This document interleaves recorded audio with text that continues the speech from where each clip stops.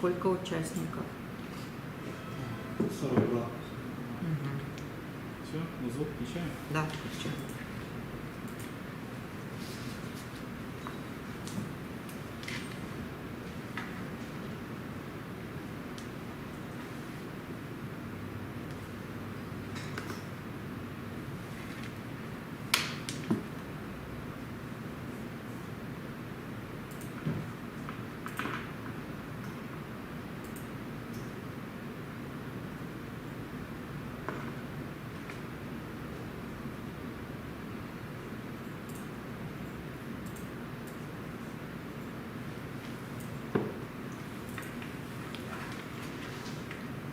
Добрый день, коллеги.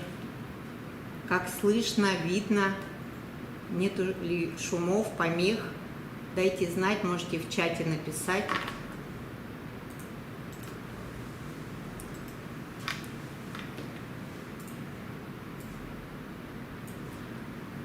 Добрый день, уважаемые участники семинара «Школа территориального общественного самоуправления», уважаемый Евгений Николаевич, уважаемый Роман Сергеевич, уважаемые главы территориальных органов города Якутска, участники семинара. Я думаю, что время настало нам с вами встретиться и начать вот это образовательное мероприятие, которое, я надеюсь, послужит отправной точкой сотрудничества между органами местного самоуправления, лидерами местных сообществ, территориальных общественных самоуправлений, волонтерских, молодежных движений, которые действуют, развиваются и которые создаются на территории города Якутска.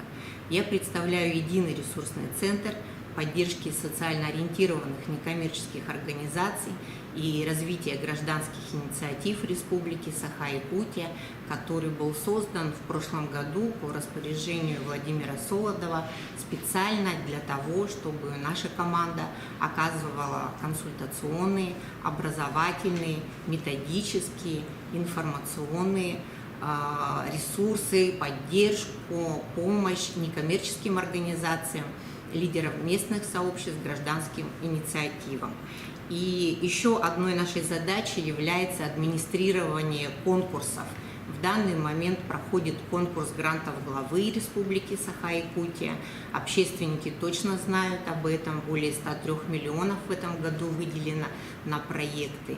И также мы администрируем конкурс Алмаз-Эрдиенбанка, который завершился 20 мая. Конкурс благотворительных социальных проектов среди корпоративных волонтеров и некоммерческих организаций в зоне присутствия банка. Ну и я надеюсь, что сегодня мы на этой площадке, онлайн-площадке, с вами обсудим, для чего нужны ТОСы, как их создавать, какую пользу они приносят органам местного самоуправления, жителям Якутии, как территориальное общественное самоуправление, как гражданский институт может повлиять на качество жизни горожан, содействовать улучшению, повышению качества жизни, иногда решению острых социальных, экологических проблем. Иногда это инициативы, которые делают все для того, чтобы облагородить наш город, чтобы сделать его краше, красивее и так далее. Но вот для сведения мы сегодня вот обсуждали, что в республике зарегистрировано на данный момент только 24 ТОСа. Но это абсолютно не значит, что в республике нет инициатив, идей и проектов. По данным историков, более 1700 тельбе зарегистрировано на территории нашей республики. Это такая исторически культурная единица объединения людей для решения проблем, для не только решения проблем, но и объединения для улучшения, в том числе, уровня жизни, и причем во всех областях нашей жизнедеятельности. Вообще в республике мы делали исследование потенциала гражданского общества. В прошлом году зарегистрировано более 2000 НКО, а в городе Якутске 1026. Это ровно половина от численности всех некоммерческих организаций. Это я называю клондайком, это масса инициатив, это большая группа сообществ людей, инициаторов. Есть НКО со стажем в 30 лет, 25 лет, есть молодые, начинающие, есть достаточно устойчивые, которые начали оказывать услуги социальные, услуги в области образования, здравоохранения, спорта и культуры. И поэтому я всегда на площадках, как представитель некоммерческого сектора, говорю, что некоммерческий сектор – это и есть сектор экономики в том числе. И мы можем и участвуем в привлечении инвестиций на территорию города Якутска и республики. Пример: в прошлом году, год был непростой, но НКО настолько проявили свою, во-первых, активность, во-вторых, только, я считаю, в объединении усилий власти, общества и с привлечением бизнеса мы можем разрабатывать, реализовывать, эффективно реализовывать социальные проекты. В республику было привлечено более 112 миллионов рублей в виде грантов, федеральных грантов, фонда президентских грантов, фонда Потанина, фонда Тимченко, Абсолют помощь и так далее. И я думаю, что ТОСы, о которых мы сегодня будем говорить, это тоже некоммерческая организация, которые будут развиваться в городе Якутске, также станут флагманами развития, лидеры изменений, привлекут инвестиции в наш город для того, чтобы он стал лучше, красивее, и чтобы у нас было как можно меньше проблем и как больше условий для приятного проживания в нашем городе. И мы с вами можем сегодня и будем говорить о том, как в других регионах развивается эта гражданская инициатива, но также по плану у нас сегодня образовательная часть. Мы будем говорить о регистрации. Эксперт Единого ресурсного центра Вячеслав Федреев расскажет, как зарегистрировать и вообще для чего регистрировать ТОСы. Мы послушаем положительный опыт ТОСа города Якутска и Сунтарского района и оставим серию вопросов и ответов. И я предлагаю, если вы со мной согласитесь, школа, вообще название сегодняшнего мероприятия, школа – это несколько все-таки встреч и несколько уроков. Я предлагаю встречаться ежеквартально, может быть чаще. И если вы в чат напишите ваша фамилия, имя, отчество и почту, то мы будем считать, что вы ученики школы ТОС и вышлем вам домашнее задание, материалы, ссылку на сегодняшний вебинар и все материалы, необходимые для регистрации ТОС. Я думаю, это будет нам всем полезно. И попрошу участников направлять в чат почты, фамилия, имя, отчество и, может быть, те управы, округа, которые вы представляете. Сейчас эта конференция записывается. Да, и эта конференция записывается. Мы с удовольствием предоставим запись администрации города Якутска. Также она будет выложена на сайт Единого ресурсного центра и YouTube-канал Единого ресурсного центра. И сейчас я с удовольствием предоставляю слово главе города Якутска, городского округа город Якутск, Григорьеву Евгению Николаевичу. Доброе утро, коллеги, друзья. Спасибо, Ольга Анатольевна, за право выступить в этом замечательном мероприятии. Спасибо вам за то, что вы воплощаете в жизнь очень важную задачу по организации ТОСов сегодня перед городом. Значимость ТОСов, она особенно велика. И в связи с этим я хотел бы обратиться ко всем, кто сегодня собрался на этой площадке. У нас сегодня здесь присутствуют руководители управ, инициативные граждане. Это вот те люди, которые должны быть на острие вот этого движения, которое зарождается по ТОСам в городе Якутск.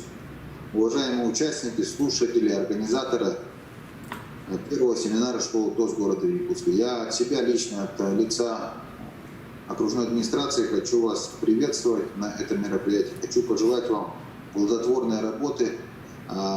Хочу вам пожелать на этой площадке обменяться максимально возможными знаниями, у кого какие есть, потому что мы сегодня делаем первые шаги в вопросе создания территориальных общественных самоуправлений.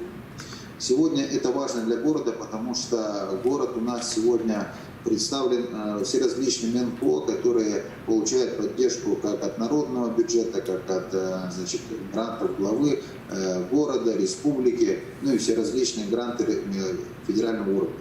Вместе с тем у нас есть задача, связанная с конкретными территориями. Сегодня ТОСы могут создаваться как в подъездах домов, как в отдельном многоквартирном доме, как и в нескольких многоквартирных домах. И они создаются для того, чтобы решать конкретные вопросы на той или иной территории. Здесь вовлечение сообщества в решение проблем территорий – это одна из важнейших задач, которая может быть в принципе в территориальном управлении. Потому что если эти цели будут целями людей, которые там живут, и эта инициатива будет людей, которые там живут, это будет вдвойне важнее и вдвойне будет потом людям проще понимать, зачем это сделано и как к этому нужно относиться и чего это стоило, чтобы это сделать. Поэтому мы, как городской округ, заинтересованы в создании ТОСов. Именно с этой целью у нас сегодня данная школа происходит, чтобы этих ТОСов стало, во-первых, больше, во-вторых, чтобы компетенции людей, которые там будут вовлечены, росли. Поэтому сегодня мы для себя ставим задачу по линии нашего департамента ЖКХ и связи с общественностью, а также по линии правового департамента оказывать всяческую поддержку для того, чтобы эти ТОСы существовали. В бюджете городского округа на текущий год заложено 3,5 миллиона рублей, которые идут на мероприятия, предусмотренные на финансирование исключительно ТОСов. То есть мы, осознавая важность всего этого дела, отдельно ТОСы выделили отдельной строкой. Насколько, сегодня, и сказано было ранее, пока существует один ТОС. Да, я знаю, что на стадии регистрации инициативные граждане уже по территориям занимаются их регистрацией, поэтому сегодня будет очень важно обменяться знаниями, как это работает, как необходимо регистрировать и как необходимо участвовать потом в формировании распределения средств. По большому счету ТОСы претендуют сегодня на финансирование с местного бюджета, на финансирование с грантов, на те вопросы, которые связаны с территориальным образом развития и существования жизни, развития, решения каких-то проблем людьми, которые живут по территориальному признаку. Поэтому сегодня я хочу вам еще раз управам, которые здесь присутствуют, и структурам окружной администрации, во-первых, использовать это время с целью увеличения наших компетенций в вопросе создания ТОСов, для того, чтобы мы могли эффективнее помогать инициативным горожанам создавать эти ТОСы, участникам сегодняшних мероприятий из числа желающих создать ТОСы максимально задавать большее количество вопросов для того, чтобы картинка стала ясной, как это делать и для чего это делается. Ну и совместными усилиями я верю в то, что мы сможем еще сделать город наш удобнее для горожан и совместно работая по ТОСам в том числе. Потому что ТОСы – это наиболее простой и быстрый инструмент для развития территорий, в которых люди живут и сами определились как самоуправление. Спасибо. У меня все. Желаю хорошей плодотворной работы. Благодарю за ваше приветствие, Евгений Николаевич.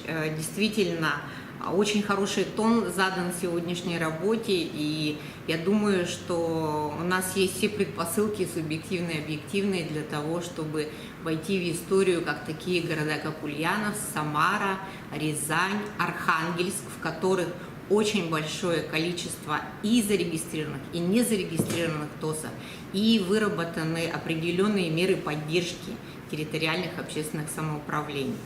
А сегодня с удовольствием предоставляю слово первому заместителю главы городского округа город Якутск Сорокину Роману Сергеевичу.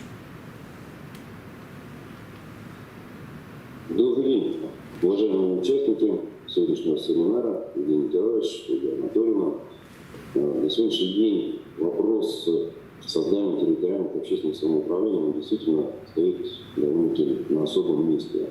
Как показывает практика жизни о том, что общественные инициативные люди, либо группы людей, достигают огромных показателей по качеству, по улучшению. Я абсолютно правильно сказал Евгений Николаевич о том, что это только идет на улучшение благоустройства и развития нашего города. Поэтому на сегодняшний день я полностью рад и поддерживаю о том, что у нас создана такая школа. Даже сам на собственном опыте, когда я столкнулся в прошлом году и призывал своих соседей создать территориальное общественное самоуправление, столкнулся с огромным количеством непонимания, с огромным количеством вопросов. Поэтому я возлагаю надежду на то, что данная школа, она, во-первых, нас расширит знания, навыки, умения, и всю эту информацию мы сможем донести до людей. Инициативных людей у нас в городе огромнейшее количество. Им нужно помогать, их нужно поддерживать. Поэтому на сегодняшний день это абсолютно правильно сказал Евгений Николаевич о том, что данный инструмент – это хороший инструмент привлечения источника финансирования, привлечения капиталов частных. В принципе, на сегодняшний день мы сталкиваемся с теми моментами, когда предприниматели готовы вкладываться, но не знают дальнейшей судьбы удержания того или иного проекта. И создание именно территориальных общественных самоуправлений, оно также привлечет определенной степени культуре сохранения того, что создается в городе. Понимание, какие есть вопросы. Это, в принципе, ежедневный, повседневный диалог с нашими гражданами, с инициативными людьми. Поэтому всем желаю успехов. Надеюсь, что все наши планы совместно сбудутся. И всем участникам сегодняшнего семинара, начала действия школы ТОС. Желаю успеха. Благодарю, Роман Сергеевич. Действительно, развитие территориальных общественных самоуправлений – это будущее города Якутска, это точно. Мы сотрудничаем с Новосибирской областью и с ресурсным центром Новосибирской области. И они нам отправили справку о том, что ТОСы в городе Новосибирске на равных сотрудничают с местной властью.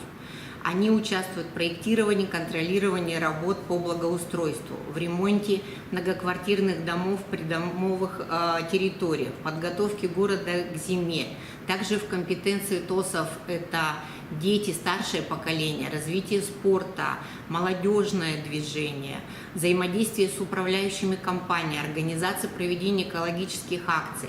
То есть возможности территориальных общественных самоуправлений, они многогранны, и мы с вами сегодня начинаем изучать это, разложим по полочкам, и я думаю, что все это должно в конечном итоге привести к положительным результатам, потому что любое создание некоммерческой организации, любая разработка проекта, все это делается не проект ради проекта, не работа ради работы, а именно для достижения эффективных результатов, качественных и количественных. И наши благополучатели – это жители города Якутска.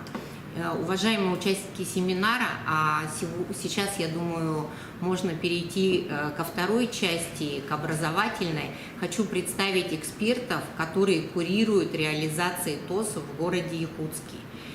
Николаева Дина Олеговна, начальник департамента жилищно-коммунального хозяйства и энергетики окружной администрации города Якутска, Игинов Аял Анатольевич, руководитель МКУ служба эксплуатации города Якутска, окружной администрации города Якутска, Архипова Северина Владимировна, начальник департамента градостроительства и транспортной инфраструктуры окружной администрации города Якутска, Трофимова Елена Валентиновна, исполняющая обязанности правового департамента окружной администрации города Якутска. Сейчас, я думаю, мы с вами полностью погружаемся на первый урок школы ТОС. Я с удовольствием предоставляю слово Вячеславу Идрееву, нашему юристу-консультанту с опытом работы, кстати, в органах Министерства юстиции Российской Федерации по Республике Саха-Якутия. И он сейчас нам расскажет по регистрации, в том числе ТОСов.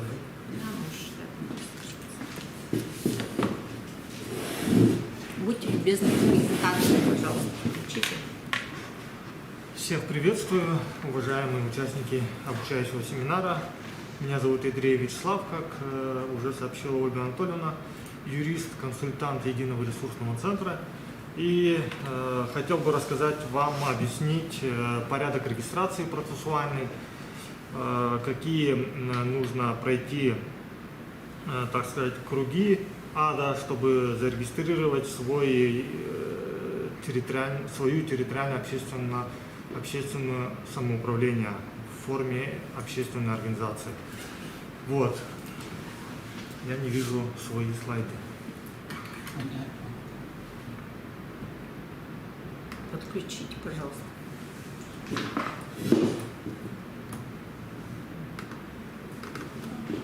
Так, мы начинаем, да? Традиционно начинаем с определения территориальное общественное самоуправление. Само название говорит за себя, что это на определенной территории общество самоорганизовывается и управляет своей группой, своей общиной. И нет, было правильно. Да? Да, было правильно. Какой? 16. Вот. ТОСы у нас регулируются федеральным законом номер 131. Он называется «Об общих принципах организации местного самоуправления в Российской Федерации». Но дело в том, что если вы хотите зарегистрировать ТОС в качестве юридического лица, то оно регистрируется в форме общественной организации. Сюда подключаются два других закона в обязательном порядке, которые нужно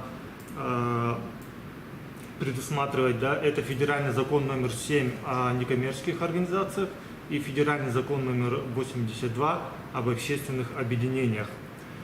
Давайте прочитаем определение из закона 131, что означает территориальное общественное самоуправление. Это форма самоорганизации граждан по месту их жительства на части территории местного самоуправления для самостоятельного и под свою ответственность осуществления собственных инициатив по вопросам местного значения. Вот, то есть общество старается само принять и решить свои какие-то внутренние проблемы. Да? Справа у нас столбик – это территория ТОС, то есть означает, кстати, уже и Евгений Николаевич уже это сообщил, о том, что ТОСы могут создаваться на территории квартала, двора, улицы, микрорайона, дома и даже подъезда. Этот список у нас открытый, потому что там есть информация о том, что и в иных территориях проживания. Вот. Но это уже решают сами жители, как им удобнее, да, где какую территорию свою зарегистрировать в качестве ТОС. Так, зачем нужен ТОС? Здесь уже всем рассказали, да, для чего он создается, что это такое.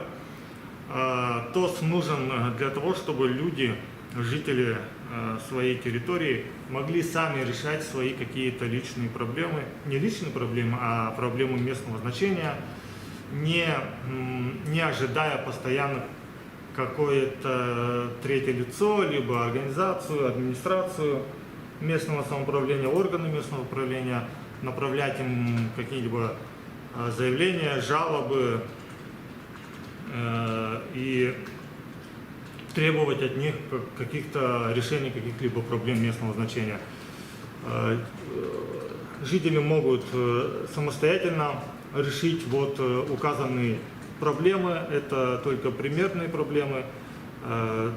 Там могут быть и другие, все, что вы пропишете, чем может заниматься ТОС, в уставе будет все прописано. Это благоустройство территории до сохранения культурного наследия на территории которого создается ТОС. Вот.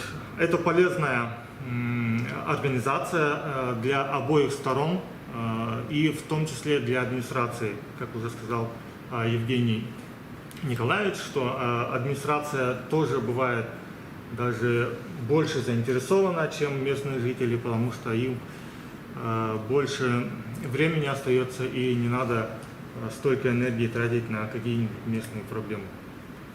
Теперь перейдем к конкретному процессу регистрации некоммерческих организаций. Можно поделить регистрацию ТОС на два этапа.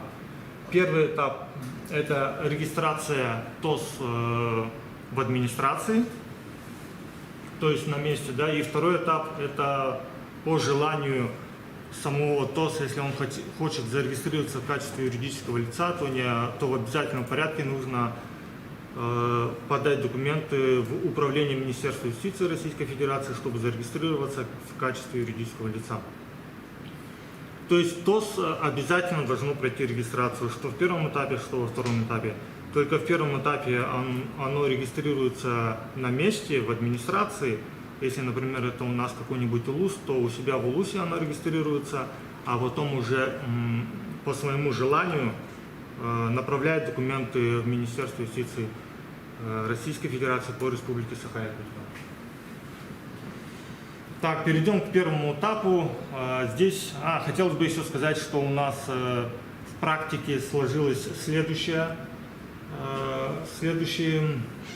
процесс регистрации, который был сначала зарегистрирован в Сунтарском УЛУСе. У нас сунтарские были впереди планеты всей. Самые первые стали регистрироваться в качестве юридического лица. В общей сложности у нас, как уже сообщалось, 24 ТОС зарегистрированных в качестве юридического лица.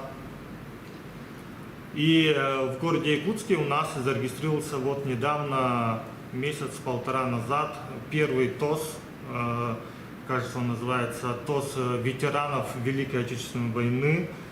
Поздравляю этот ТОС. Теперь, наконец-то, так сказать, протоптана дорожка, да, теперь могут и городские ТОС массово пойти регистрироваться как юридическое лицо. Вот. По практике у нас делается следующим образом, да. Первый протокол называется «Собрание жителей», его называют. Согласно федеральному закону номер 131, он является легитимным, если на нем собралось не менее 1/3 жителей, постоянно проживающих на данной территории ТОС, которая хочет создаться, и старше 16 лет. Вот.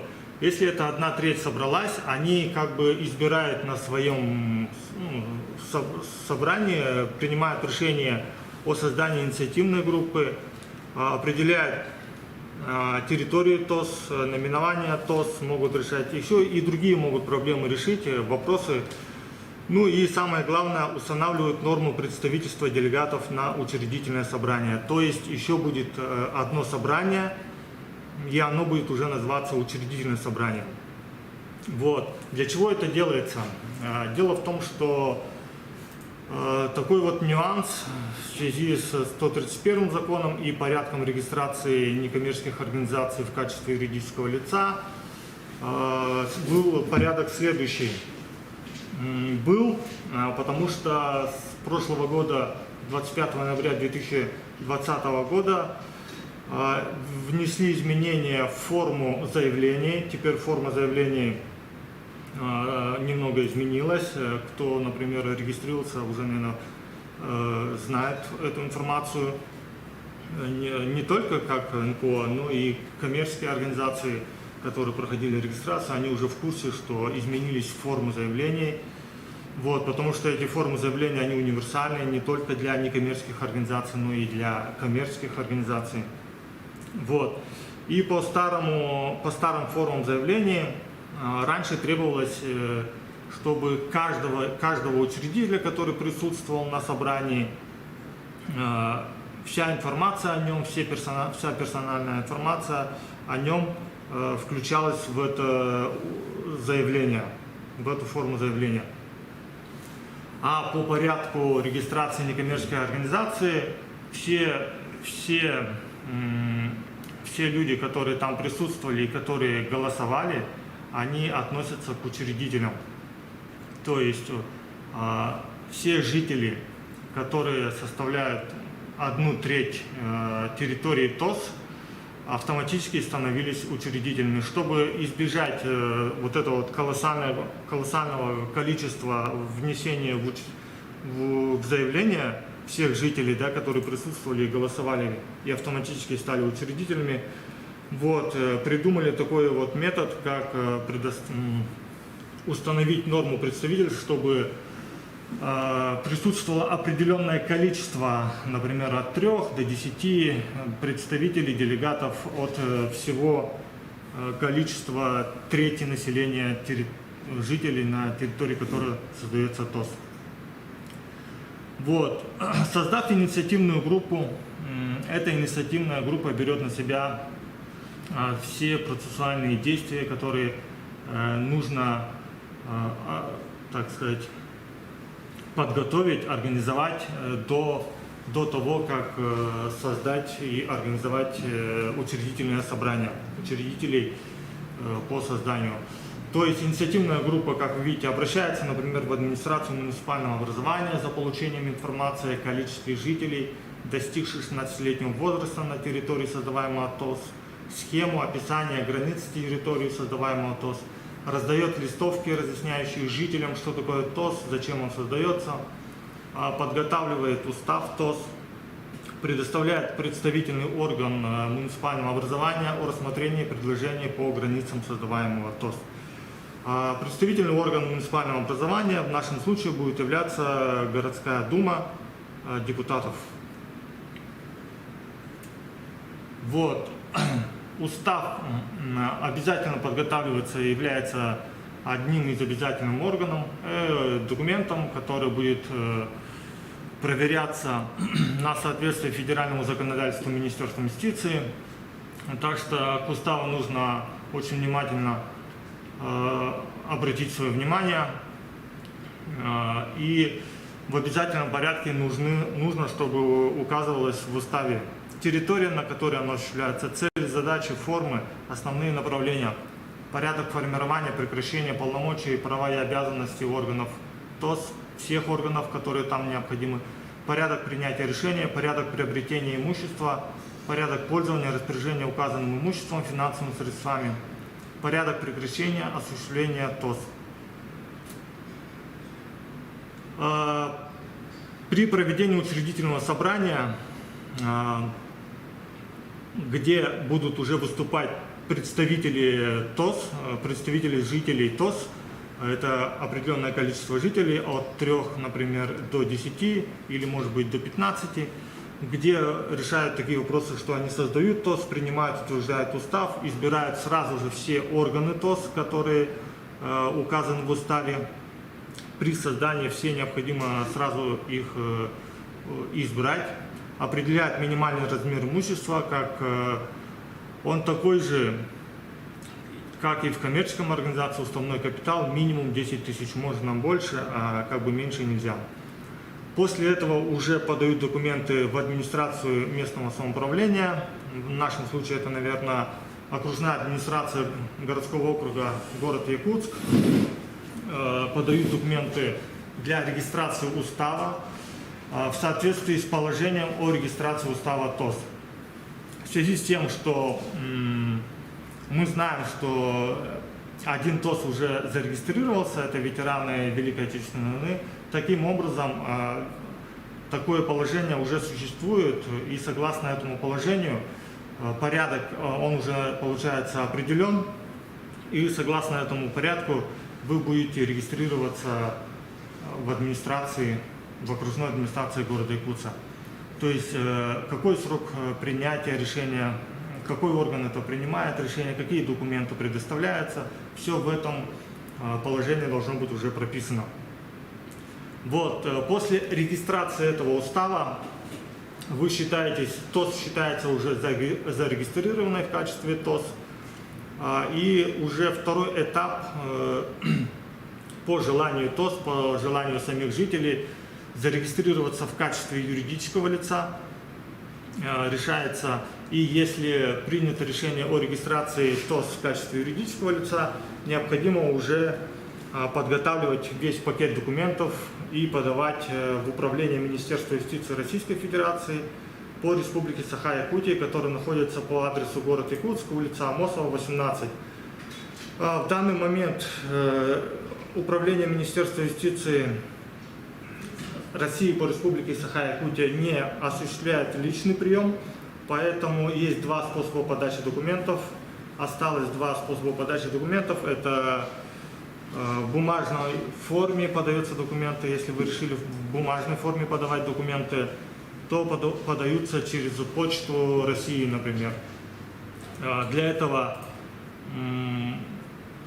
оплачивается государственная пошлина в размере 4000, нотариально заверяется нотариально подписью в одном экземпляре заявления и направляете через почту. Также есть второй способ, более экономичный, более бюджетный способ подачи документов. Это электронный способ через интернет, через портал гос- и муниципальных услуг. Я советую подавать через него, потому что в этом случае госпошлина в размере 4000 не уплачивается, нотариальное заверение отпадает. Для этого требуется только покупка электронной цифровой подписи на заявителя, который будет выступать, то есть это ответственное лицо, которое будет заниматься регистрацией, то есть выступить заявителем. Вот, в обязательном порядке в протоколе должно быть, это взято из Гражданского кодекса, дата, время и место проведения собрания, сведения о всех лицах, которые приняли участие в собрании, результаты голосования по каждому вопросу повестки дня, сведения о лицах, проводивших подсчет голосов, сведения о лицах, голосовавших против, если такие лица были и проголосовали. Ну, как обычно, на практике у нас такого не бывает, чтобы кто-то был против. Вот поэтому переходим к следующему. Перечень документов, необходимых для подачи документов в управление Министерства юстиции Российской Федерации по Республике Саха-Якутия. Как вы видите, подается документы, это заявление по форме R11001, протокол учредительного собрания в количестве 2 экземплярах, заявление тоже в 2 экземплярах, устав ТОСа в 3 экземплярах. Все документы более одного листа должны быть прошиты, пронумерованы, кроме устава, 1 экземпляра устава. То есть 2 должны быть прошиты, пронумерованы, а 3 экземпляр прошивать не требуется. Также оплачивается госпошлина в размере 4000, но если вы будете подавать в электронной форме, то получается оригинал квитанции отпадает. Также прилаживаются документы положения о порядке регистрации устава. Копию документа этого положения вы берете из администрации, например, берете решение муниципального образования об утверждении положения устава ТОС, берете справку, сколько человек проживает на данной территории, при которой создается ТОС, стаж 16 лет, решение муниципального образования об утверждении границ ТОС и протокол собрания жителей. Это вот первый протокол, где 1/3 жителей все-таки собрались и избрали инициативную группу, решили какие-то иные вопросы по границам, по наименованию ТОСа и так далее. Здесь хотелось бы сказать, что первые 3 вопроса являются обязательными документами для подачи в Министерство юстиции: заявление, протокол учредительного собрания и устав. И в случае, если вы подаете в бумажном виде, оригинал тоже в обязательном порядке прилаживается. А остальные документы – это дополнительные документы. Они, как бы сказать вам, рекомендуются к приложению к общему перечню документов. Тем не менее, специалисты Министерства юстиции по ним не будут проводить проверку, да, на соответствие федеральному законодательству. То есть, если они обнаружат какие-то несостыковки, несоответствия федеральному законодательству по дополнительным документам, то они по ним не имеют права отказывать вам в государственной регистрации. Самые первые документы, заявление, протокол и устав, вот к ним нужно очень внимательно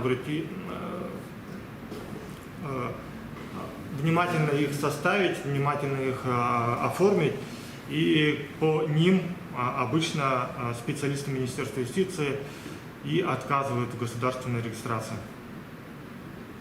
Вот, давайте перейдем к непосредственно документам.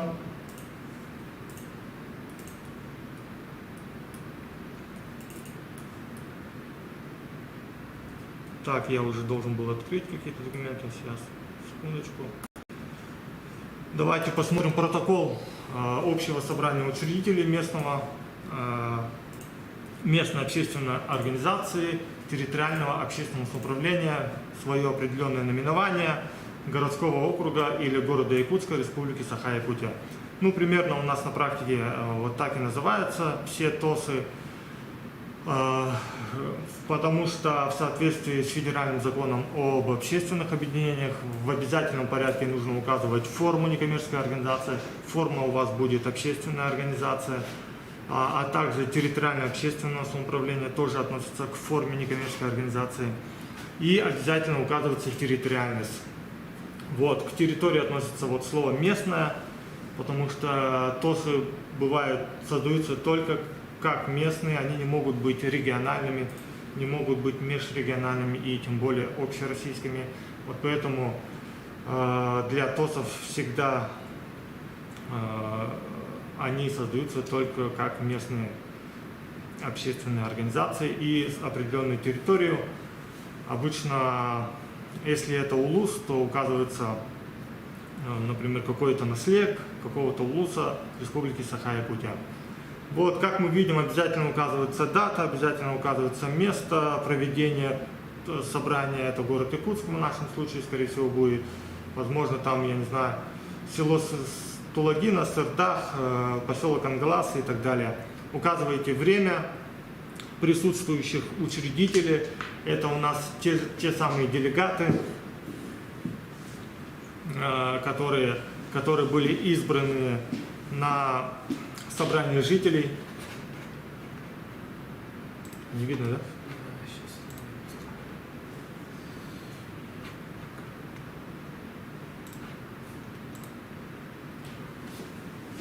Сейчас видно, да?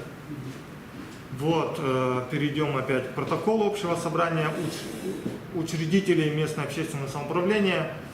Вот, указываете пофамильно, то есть полностью фамилиями, отчества всех учредителей, которые вы избрали, например, в первом протоколе на собрании жителей.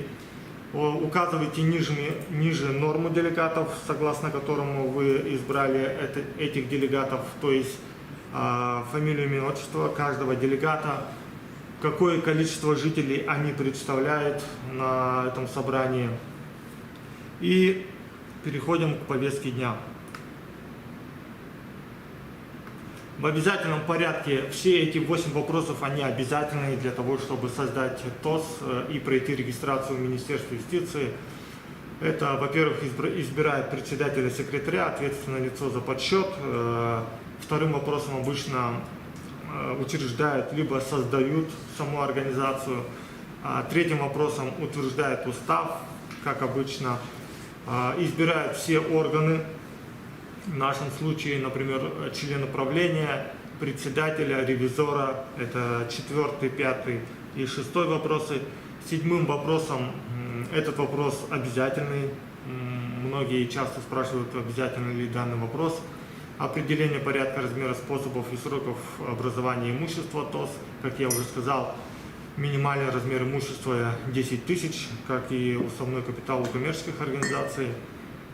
8 вопрос – это о совместной деятельности учредителей по созданию ТОС. В этом случае, в 8 вопросе, вы избираете, кто конкретно будет представлять при регистрации вашей организации, то есть кто выступит заявителем. Вот. Ну и по всем вопросам вы принимаете решение, как видно из протокола, учреждаете везде, по каждому вопросу отдельно вы голосуете. Например, у меня написано, что результат голосования за единогласно. Можно прописать по-другому, сколько проголосовало за, сколько проголосовало против и сколько воздержалось. В обязательном порядке избираете все органы ТОСа будущий, который вы хотите создать. В нашем случае, например, на примере правления, председатель и ревизор. Эти органы по названиям могут отличаться. Например, скорее всего, ветераны Великой Отечественной войны, кажется, у них был совет, постоянно действующий орган, тоже председатель и тоже ревизор. Вы можете назваться и по-другому: президиум, совет, правление, может еще как-то. Председатель тоже может назваться по-другому, может назваться директором, генеральным, исполнительным директором и так далее, президентом. То есть к этому требований таких вот жестких нету. А вот ревизор, либо если вы укажете ревизионную комиссию, оно уже по-другому никак не называется, это обязательный орган для всех общественных организаций и общественных движений, а также благотворительных организаций. Либо ревизор в единственном числе, либо ревизионная комиссия, коллективный орган, да? Вы избираете, но мы в образце вам указываем всегда по минимальному, как можно проще создать, зарегистрировать ТОС. Вот поэтому указали ревизор в единственном числе. В уставе тоже у меня для образца имеется устав, в котором указан уже ревизор. Вот. В обязательном порядке нужно избрать все органы из присутствующих на собрании, на учредительном собрании представителей, то есть учредителей. Если учредителей не хватает, можно сделать следующим образом. Можно добавить тех людей и указать их как приглашенных без права голоса. То есть они не голосуют, но присутствуют на собрании. Вы их принимаете в члены организации, и из них уже можно избирать в любой избираемый орган. Либо в правление, либо председателем, либо ревизором. Обратите внимание, что ревизор – это контрольно-ревизионный орган, это такой внутренний контрольный орган, который сам себя, свою организацию проверяет, поэтому ревизор не может входить в состав правления, либо совета, либо президиума, и также не может быть председателем ТОС.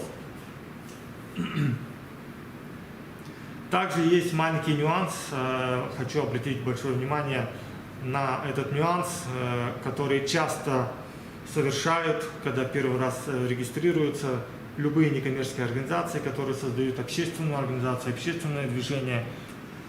В соответствии с Гражданским кодексом орган управления, а правление у нас является коллегиальным органом управления, если он состоит из менее 4 человек, 3, 2, тогда исполнительные органы туда не могут входить.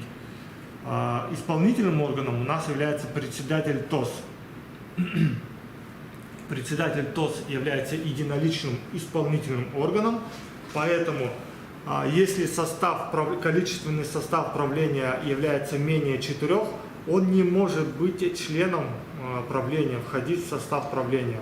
Поэтому всегда, когда вы хотите, чтобы председатель ТОС являлся членом правления, рекомендую состав правления 4 и более указывать, избирать сразу же по фамилии, кто там будет присутствовать. Вот. Обращаю на это большое внимание. Вот. В обязательном порядке нужно указать порядок создания минимального размера имущества в количестве не менее 10 тысяч. Для примера у меня указано, что, например, вы формируете либо до регистрации ТОС в качестве юридического лица, либо можно указать как после регистрации в течение месяца, либо там какого-то определенного порядка времени, срока времени сформировать, например, 10 тысяч наличными, либо каким-то имуществом стоимостью не менее 10 тысяч. На примере у меня указано, что, например, до внесения записи от ТОС в ЕГРЮ все учредители скидываются там по определенному количеству денег в общей сумме, которые составляют 10 тысяч, либо более 10 тысяч. Ну и 8-м вопросом вы избираете заявителя. Этот заявитель обязательно должен быть одним из учредителей, то есть другое, например, если это приглашенное лицо, он не может выступать учредителем. Вот, и не может выступить заявителем. И этот заявитель потом в заявлении ставит свою подпись заявителя, которую он должен, и если вы подаете документы в бумажном виде, нотариально ее заверяет. Пройдемся по уставу.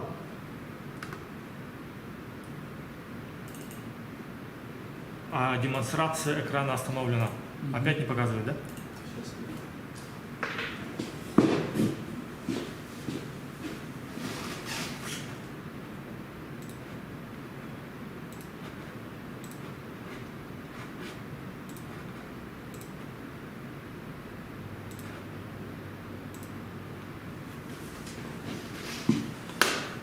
Ну вот, у вас, наверное, виден примерный образец устава.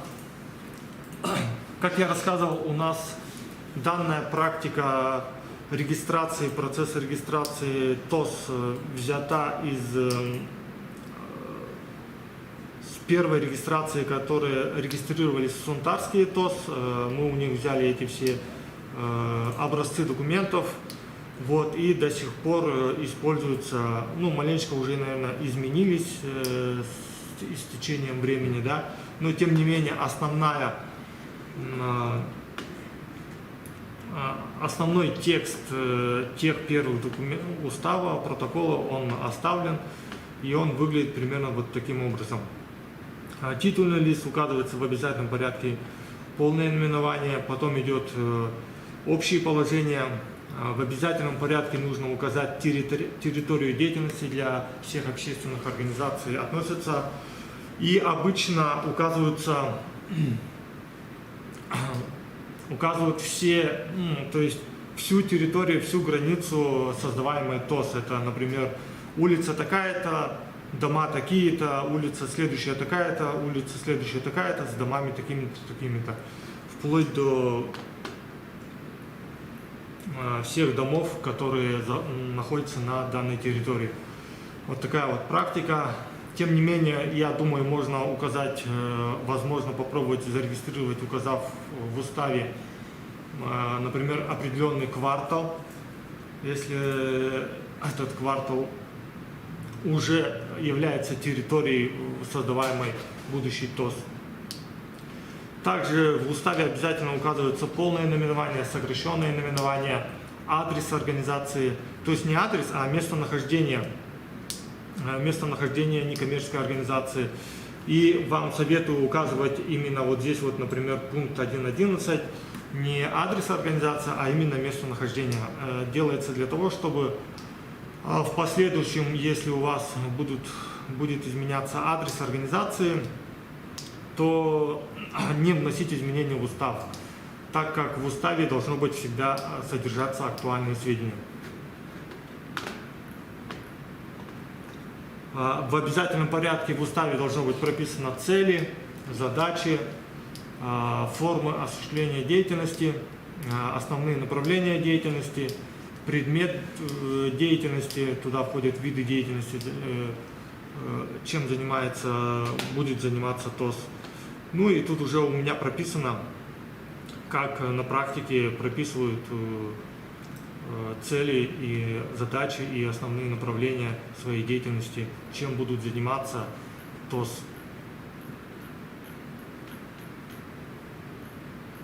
Этот устав я могу вам, если вы ко мне обратитесь, я могу вам его скинуть, также и протокол могу скинуть, также просто протокол скинуть жителей, где указаны примерные вопросы, которые они решают на собрании жителей, где они устанавливают границы, там, норму делегатов для участия в учредительном собрании. Теперь давайте перейдем к заявлению.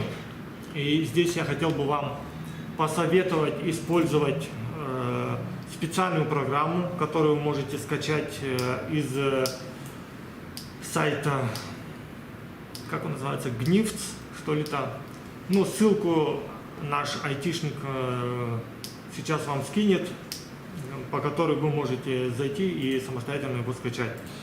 Сейчас я вам хочу продемонстрировать, как эта программа работает, как она выглядит и как по ней очень легко можно заполнять данное заявление.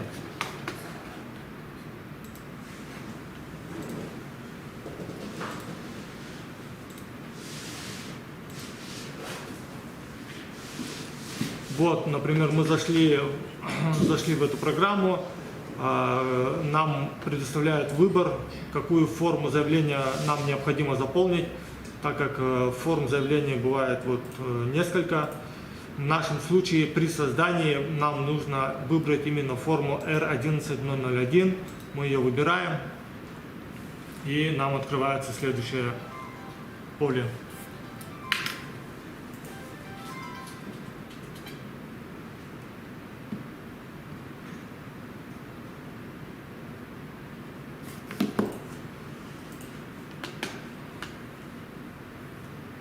Вот, нам открылось следующие поля, которые необходимо заполнить для того, чтобы заявление наше заполнилось. Сейчас я уберу вот это. Вот здесь нужно в первом пункте выбрать свою организационно-правовую форму. Вы выбираете из меню. Вот здесь справа указана стрелочка. Нажимая на нее, вы выбираете свою организационно-правовую форму.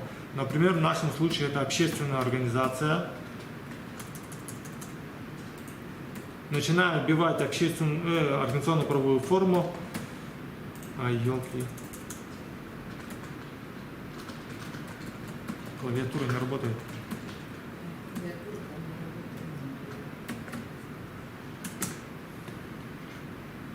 Я извиняюсь, клавиатура не работает. Но когда вы начнете набирать уже слово «общественная организация», он автоматически уже находит данную организационную правовую форму. В нашем случае мы вручную найдем ее. Вот, например, общественная организация. Потом переходим в поле «Полное наименование». И здесь вы должны вручную вбить свое полное наименование, которое должно полностью соответствовать уставу. То есть в уставе и здесь вы вбиваете полностью соответствующее вплоть до каждой буковки, до каждого знака препинания, до галочки, до скобочки и так далее. Здесь прописываете полностью ваше полное наименование, как указано в уставе. Также здесь сокращенное указываете в полном соответствии, как указано в уставе.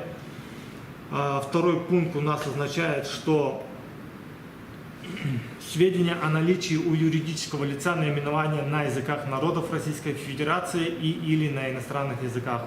Если у вас полное наименование в уставе прописано также на любом языке народов России, на якутском языке, на юкагирском, эвенкийском и так далее, вам необходимо, здесь указано, нет, вам необходимо найти код классификации данного языка, да, указать данный номер сюда, а также указать в наименовании юридического лица, здесь указываете только код, если это на языке народов. Соответствующий код указываете в эти, как видите, пробелы, поля. В случае, если у вас имеется наименование полностью на английском языке, в этом случае, мне помнится, код это 016 вбиваете, и где написано полное наименование юридического лица на английском языке, вы заполняете полностью на английском языке, как указано у вас в уставе, и сокращенное то же самое. Вот. Это если у вас имеется на английском языке. Если у вас отсутствует наименование полное и сокращенное на английском языке, то вы пропускаете пункт 2, переходите сразу к пункту 3 и заполняете местонахождение. Субъект Российской Федерации, наверное, многие знают, что это у нас код 14, автоматически выходит Республика Саха-Якутия. Переходим в поле муниципальный район либо городской округ. В этом случае тоже справа нажимаете вот на галочку, где выходит меню этих городских округов, и вбиваете, например, город Якутск, и автоматически выходит город Якутск. Выбираете город Якутск, поселений нету, потом населенный пункт то же самое, берете город Якутск, он вам находит город Якутск. То есть, где городской округ, он пишет город Якутск Г.О. А в населенном пункте он указывает город Якутск. Якутск Г. Переходим к пункту 4. когда нажимаете любое поле, он автоматически вбивает уже то, что было вбито в пункте 3, и мы уже теперь переходим по заполнению конкретного адреса, по которому будет регистрироваться, ну, то есть находиться ваша организация. Ну, для примера возьмем площадь Ленина, да? Вбиваем слово Ленин, он сразу находит нам площадь Ленина, либо проспект. То есть давайте возьмем проспект Ленина и любой, когда переходим на здание сооружения, выбираем соответствующий номер, который он потом даст, например, дом 17. Я просто так навскидку беру и заполняю. Потом, где вы видите помещение в пределах здания, тип, вы указываете любое название, либо это у вас офис, либо это у вас квартира, помещение. Выбираете из меню, например, это у нас квартира, выбираете квартиру и номер квартиры вы указываете самостоятельно, например, тоже номер 17. Вот. Наверху у нас есть листы А, Б, В, Г, Д, Е, Ж, З, И. Вот это вот заявление, оно универсальное, оно и для коммерческих организаций, и для акционерных обществ, в том числе и для некоммерческих организаций. Вот. И так как все равно данные листы имеются, вы их не заполняете, потому что все эти листы, ну, в основном большинство листов, они не требуются для заполнения. Также не требуются для заполнения, как раньше это было, сведения об учредителе-физическом лице. То есть каждого учредителя в предыдущей форме заявления необходимо было в обязательном порядке заполнять каждого человека, который присутствовал на учредительном собрании, кто являлся учредителем. В данном случае по новой форме заявления это отпало. Теперь, когда вы заполнили вот форму, первый лист, внизу идут уже подсказки, какие в обязательном порядке вам необходимо заполнить документы. Это тоже автоматически программа вам помогает. Вы переходите вот внизу, как вы видите, лист Е, это обязательный орган, он называется «Сведения о лице, имеющем право без доверенности действовать от имени юридического лица». Добавить лист нажимаете и заполняете данный лист уже на председателя, на руководителя, на директора и так далее. Сведения о российском юрлице. Это если у вас руководителем, не у вас, а вообще кто хочет создать некоммерческую организацию, либо юридическую, либо коммерческую организацию. Бывают такие случаи, что руководителем выступает юридическое лицо. Это в этих случаях. Во втором пункте это если этот руководитель выступает иностранное юридическое лицо. На практике же я еще ни разу этого не заполнял, ни разу такого не было в некоммерческих организациях. Обычно всегда в большинстве случаев выступает председателем, руководителем 99,9% физическое лицо, которое вы избрали. То есть по фамилии здесь указываете, например, Иванов Иван Иванович. Да, спасибо большое.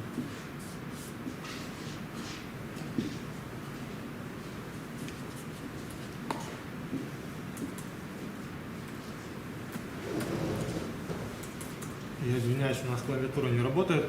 Вы заполняете фамилию, имя, отчество, заполняете в обязательном порядке ЕНН, указываете пол, указываете сведения о рождении, все персональные данные, все здесь заполняется, здесь все очень просто и легко.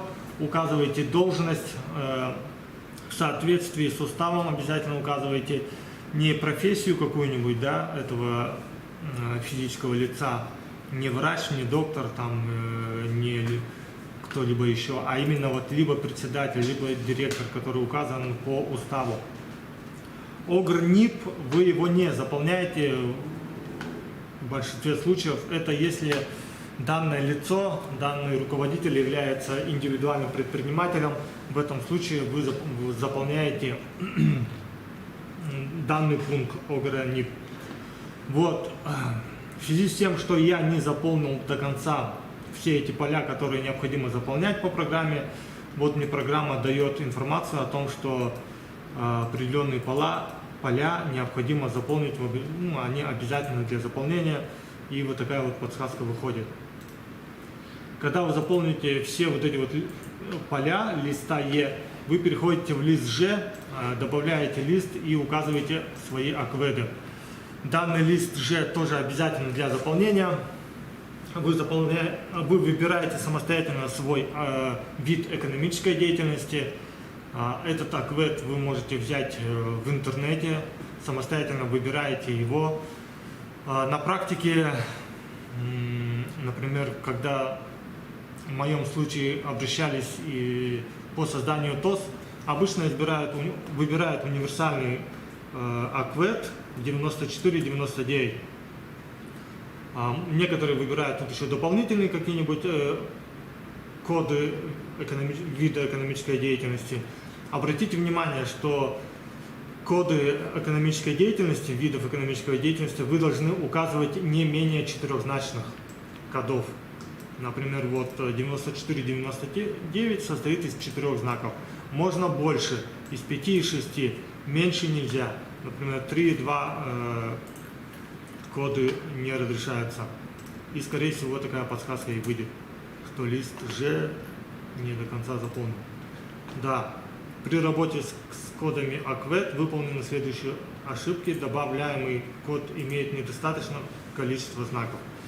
Вот. В этом случае исправляете, выбираете 4-значный код и переходите в лист Е. Тоже добавляете лист. Указываете, что учредителем юридического лица выступает физическое лицо. В некоторых случаях это будет руководитель юридического лица, учредителя.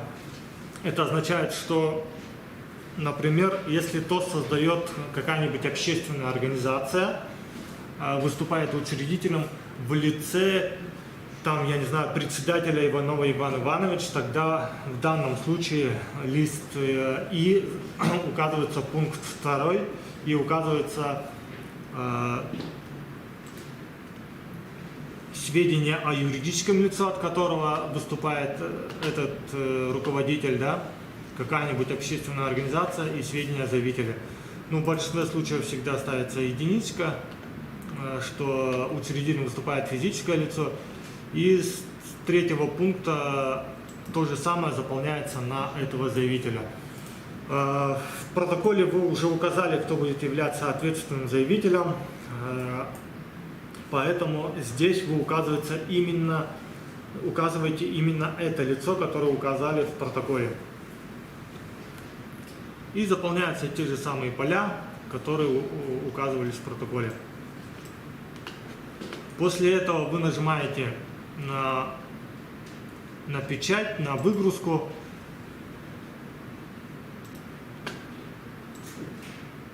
Да, вот на сохранение нажимаете, сохраняете у себя на компьютере. У меня, скорее всего, это сохранение не сохранится, потому что у меня здесь полностью не заполнено, а эта программа не дает выгрузить в ваш компьютер данное заявление, потому что не заполнены обязательные поля. Так, уже, наверное, надо заканчивать.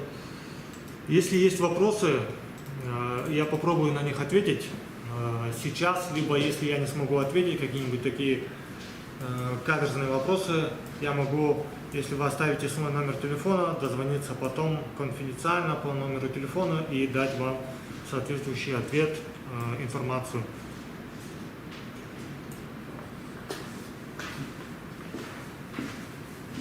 Также к нам должны были обратиться, не обратиться, а к нам должны были подключиться по практике 2 ТОСа. Это ТОС Сунтарский, Туску, Амосова Валентина Петровна.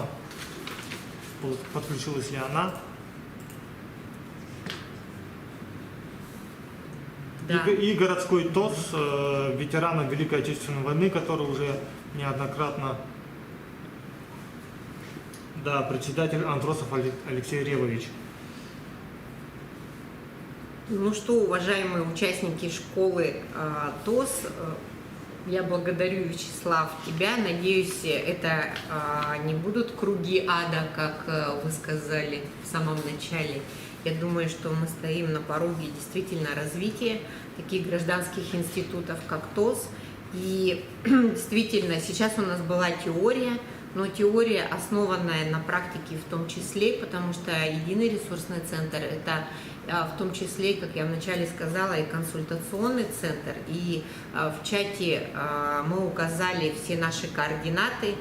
Я думаю, что Вячеслава телефон тоже нужно будет указать, потому что мы уже видим вопросы, что к вам обращались, и были вопросы по названию, почему именно это название не проходит в органах у Минюста и так далее, как можно собрать собрание сейчас, если пандемия, да, можно ли это делать онлайн. Но все мы эти вопросы все зафиксируем. Чат я предлагаю вам сейчас начать, Вячеслав, изучать. Собственно говоря, ваше выступление практически заняло академический час. Будем считать, что первый урок школы ТОС он завершен. Вопросы-ответы будут в конце. И действительно, кроме теории, я бы хотела сейчас передать слово практикам. И, как сказал Вячеслав, у нас пионеры из муниципальных образований, это Сунтарский район, это Горный район, которые были и первые, и где количество ТОСов уже больше, чем 3, больше, чем 4, 5 и более, и, думаю, будет развиваться. И, кстати, еще хочу сказать, да, в Горном 5. И хочу сказать, что у нас за нами не случайно стоит баннер, потому что мы реализуем проект, который называется «Сайды. Развитие», и который направлен, я бы сказала, на прокачку муниципальных образований.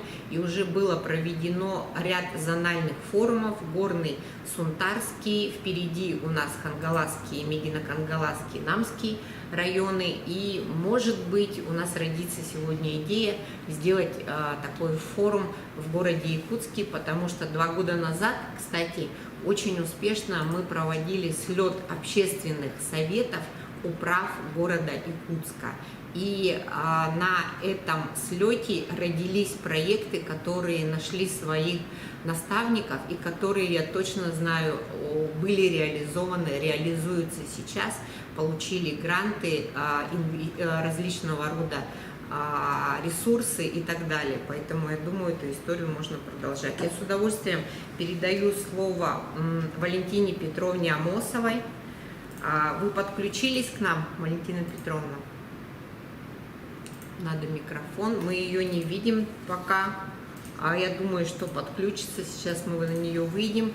Тогда с удовольствием и с поздравлениями приглашаю первую ТОС, зарегистрирована на территории города Якутска, ТОС ветераны Великой Отечественной войны города Якутска. Передаю слово председателю Андросову Алексею Реевовичу. Микрофончик включите, пожалуйста, ему.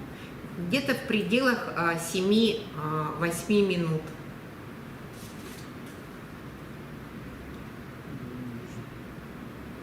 Есть? Мы не видим их пока. Я предлагаю позвонить, выйти на них. Еще есть время подключиться.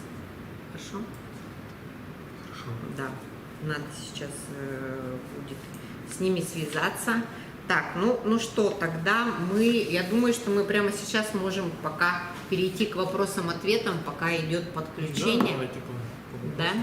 И чат для этого нужно включить. В принципе, клавиатура у нас работает.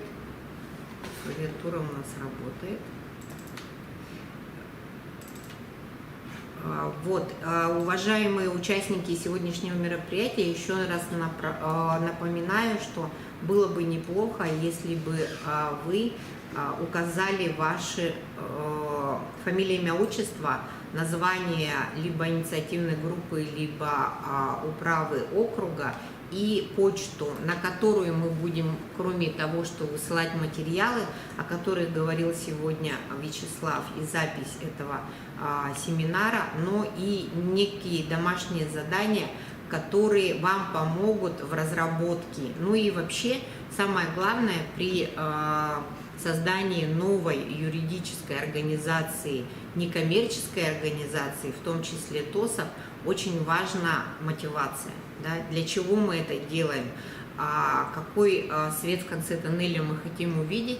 Какие у нас цели, задачи, определиться, с кем нам по пути, кто в нашей команде, потому что юридическое лицо – это не только значит, инициативы и проекты, это еще и ответственность, да? Юридическая, налоговая, отчетность и так далее. Поэтому на берегу нужно определиться и понять, с кем вам по пути, кто будет руководителем и кто в команде. Вот есть письмо. А там было же, почему не с 15 лет? Вы ответили? Вот, отвечайте. Так, отвечаем на вопросы от Николая Кирсановича. ТОС участие 16 лет, а не с 15 лет. ТОС в Якутске не ветеранов ВОВ, а героев ВОВ. Герои ВОВ. Так тут написано ветераны. Вот. Ладно, не важно. Так, вопрос, почему не с 15 лет, да? Я так понял. Почему именно с 16 лет? Это мы ссылаемся на федеральный закон номер 131, который я уже произносил, да, когда указывал на слайдах определение. И согласно этому закону, именно из этого закона указано, что в ТОСе могут участвовать жители, постоянно проживающие на создаваемой территории ТОС, именно 16 лет. Вот. Именно из этого закона. Дальше. То есть это не взято где-то, вот, по моему мнению, либо там, я не знаю, администрация придумала, это все из закона. Здесь мы уже ничего поделать не можем. Дальше. Читаем. Анастасия Захарова. Для получения презентации, Вячеслав, у нас устав был на стадии регистрации, но вы почему-то забраковали его нам, сказали поменять название.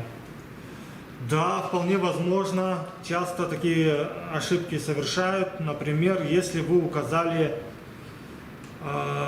например, территорию не указали, либо не указали организационно-правовую форму, то я как бы не забраковал, я, наверное, дал вам в виде совета, в виде предложения.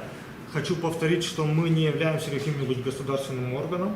Мы являемся самостоятельным юридическим лицом, фондом, который просто оказывает вам помощь. То есть мы советуем и предлагаем вам определенные, сделать правильные, правильно заполнить все, чтобы вы максимально вам помочь, чтобы вы желательно с первого раза зарегистрировались и как можно меньше ошибок у вас было. Если вы вспомните, что именно я вам написал, я вам могу и правильно, например, какой-нибудь совет еще раз выдать, либо объяснить, почему именно это я вам написал. Я думаю, что здесь точно речь идет о консультации, которая у нас будет, да, в ближайшее время. Вы можете с Вячеславом связаться, выйти на него. Анатолий Соломонов. Каким образом проводить собрание, если ограничительные меры? Каким образом? Вы можете, я так понимаю, онлайн встретиться. Сейчас у нас много возможностей встретиться онлайн. И как бы онлайн дает возможность и слушать, и видеть, и решить все вопросы. И составить после этого уже протокол, выбрать и председателя, и секретаря, проголосовать. Потому что есть и видео, где видно, кто там за, кто против. Можно и написать, и сказать, и так далее, и тому подобное. Вот. Далее, Любовь Геннадьевна. Зачем ТОС? Деревянный сектор тоже может создать ТОС, если дом признан аварийным. Речь идет о деревянном доме. Деревянный сектор тоже может создать ТОС, конечно же. Например, у нас в районах, в улусах, в основном все равно в большинстве случаев в деревнях, в селах являются деревянные дома, деревянный сектор, и они создают ТОСы, как вы уже знаете, у нас по республике уже зарегистрировано 24, из них городской только один, и совсем недавно он был зарегистрирован. Получается, остальные 23 ТОСа зарегистрированы именно в районах Республики Саха-Якутия, и, скорее всего, в большинстве случаев они как раз ТОСы из деревянного сектора. Насчет дома, признанного аварийным, здесь я не могу ничего сказать. В законе об этом ничего не сказано. Может ли он участвовать, не участвовать. Если ничего не указано, никаких требований к этому нету, то может и участвовать. Анатолий Соломонов опять. Что означает постоянно проживающие? Это зарегистрированные и прописанные? Да, скорее всего, это зарегистрированные и прописанные по паспорту, постоянно проживающие на территории создаваемой ТОС. Но этот вопрос тоже часто задается мне. И я, например, думаю, я точно не знаю данного ответа, это уже как бы решает администрация какого-нибудь местного самоуправления. В нашем случае это, наверное, окружная администрация города Якутск должно разработать какое-либо положение, либо порядок по разъяснению, либо как оно само, потому что эта администрация сама будет предоставлять вам информацию, кто проживает и сколько проживает, какое количество проживает на данной территории, которую вы хотите, которую вы предоставите, что вот на такой территории, либо это квартал, либо это пару улиц, или это одна улица, сколько на этой территории проживает у нас лиц, жителей более 16 лет. Вот. И администрация уже вам предоставит определенную справку с указанием количества, сколько человек проживает. Но, скорее всего, это именно те, которые зарегистрированы по паспорту.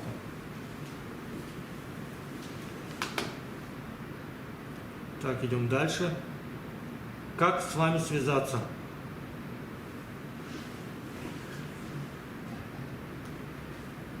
Вам данную информацию отправят, да? Как с вами Да, связаться? во-первых, Может. значит, я сейчас расскажу подробно. Во-первых, мы сейчас в режиме онлайн оказываем консультации и образовательные мероприятия в связи с сложившейся эпидобстановкой. Значит, ранее посмотрите в чате, и мы сейчас еще попросим повторить. Вы можете через администратора записаться на прием к Вячеславу. У нас есть там ссылка на портал. Онлайн тоже можно записаться. Кроме того, номер телефона Вячеслава сейчас еще раз Вячеслава Сергеевича Андреева еще раз продублирует. Так. Это наш? Нет, это не наш. Были там вопросы. Так, что касается наших практиков, да, сейчас выясним, под каким ником зашел Алексей Ревович. Что касается сунтарского наслега, отключили в администрации интернет. Поэтому пока что Валентина Петровна не может на нас выйти, но не оставляем все-таки надежды с ней встретиться на сегодняшней площадке. Так, вот еще вопрос. Какие преимущества у ТОС с образованием юридического лица? Здесь даже может ответить Ольга Анатольевна. Так как ТОС в качестве юридического лица, у него появляется право участия в различных грантах, во-первых, президентских, гранты президента Российской Федерации, гранта главы Республики Саха-Якутия, а также в иных грантах, да. тоже, еще если дополню. они, конечно, соответствуют по их правилам. Да, получается история такая. Гранты главы Республики Саха-Якутия, к сожалению, по положению в прошлом году направления такого, как поддержка ТОС, не было. И по многочисленным просьбам, в том числе я являюсь членом координационной комиссии, мы выдвинули такие предложения в адрес уполномоченного органа, а это Министерство по делам молодежи и социальным коммуникациям Якутии. И очень хорошо, что в этом году поддержали. Такое направление есть, выделена определенная сумма, и я уверена, что наши 24 зарегистрированные ТОСы точно примут участие в конкурсе. Да, фонд президентских грантов тоже, там нету такого отдельного направления ТОС, но есть направление в области культуры, образования, науки, развития территорий, гражданского, оказания различного рода услуг в сфере развития гражданского общества. Есть очень хорошие конкурсы фонда Потанина, развитие местных сообществ. И тут я хочу еще такое отступление сделать. Вот мы сегодня говорим только о ТОСах, но наш единый ресурсный центр, мы входим в сеть, дальневосточную сеть ресурсных центров. И что касается Хабаровского края, Приморского края, там уникально поддерживается и расширяется сеть фондов местных сообществ. То есть на территории, в муниципалитетах создают фонд, который является аккумулированием для привлечения различного рода ресурсов, в том числе денежных. Они пошли по этому пути. И есть еще интересная тема в Архангельской области. Там более 1000 ТОСов. Зарегистрированных немного, менее сотни. Но они пошли по такому пути. ТОСы не зарегистрированы, они объединяют в ассоциации. И уже как ассоциация ТОСов, например, Центрального округа, принимают участие в различного рода конкурсах. Да, давайте дадим слово. Подключили микрофон Алексею Ревовичу, председателю территориального общественного самоуправления, впервые зарегистрировано в городе Якутске. Вы нас слышите? Подключите, пожалуйста, микрофон. Внизу слева включение микрофона. Так, давайте, наверное, продолжим, с вопросами и ответами. Так, да, преимущество юрлица в том, что вы можете, то есть вам могут помогать в денежной форме другие юрлица, только если вы юридическое лицо. То есть юрлица не могут вам помочь, если вы будете не зарегистрированы. Вкратце так примерно. Далее. Существуют две формы: конференции, собрания, сход. Сегодня мы рассмотрели конференцию. Что расскажете про сход граждан? Да, вот здесь вот есть определенные разногласия, несоответствие друг другу. Федеральный закон 131 об общих принципах местного самоуправления и Федерального закона номер 82 об общественных объединениях маленечко разнятся. Дело в том, что в 131 законе указано, что собрание жителей правомочно, если на нем присутствует не менее 1/3 жителей этой территории, Но тут уже зависит от самой территории, от численности жителей старше 16 лет, проживающих на данной территории. Это может быть и огромное количество, и трехзначное число даже может быть, даже если это 1/3. Вот. Тем не менее, в чем различие? В уставе через Министерство юстиции, так как оно создается в форме общественной организации, тут уже подключается федеральный закон номер 82, и Минюст не пропускает, если вы в уставе укажете общее собрание жителей, легитимность этого общего собрания жителей не менее 1/3. Там в обязательном порядке должно быть более половины, более 50%. Поэтому собрание жителей в самом начале, оно все-таки избирается не менее 1/3, где у нас избирается где инициативная группа, хотя инициативная группа, наверное, уже работает и до собрания этих 1/3 жителей. Вот, 1/3 жителей, они определенные вопросы решают, и они решают норму представительства для того, чтобы, как я уже объяснял, чтобы в учредительном собрании не заполнять, хотя, да, я, наверное, всех запутал уже. Сейчас, в связи с тем, что форма заявления изменилась, вот поэтому практика уже, наверное, будет меняться. И я думаю, в скором времени уже пойдут такие попытки, чтобы сразу же на этом собрании жителей, где собралась 1/3, решать вопросы о создании ТОСа и регистрации его в качестве юридического лица. Дело так, как учредители уже вбивать, как я уже рассказывал, каждого учредителя вбивать форму заявления не требуется. Да, дальше вопрос. Вопросов очень много на самом деле.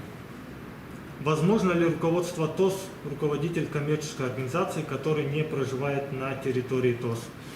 А здесь ответ следующий. Дело в том, что общественная организация, а ТОС относится к общественным организациям, это членская организация. Общественные организации могут избирать свои органы. Руководитель, он же председатель, он же там директор или еще кто-либо, он является органом общественной организации. Органы избираются только из членов организации, которые вступили в членство, в саму организацию, которых приняли и которые являются членами. И только они могут избирать, и только от них можно избирать в какие-то органы. Таким образом, ответ нет.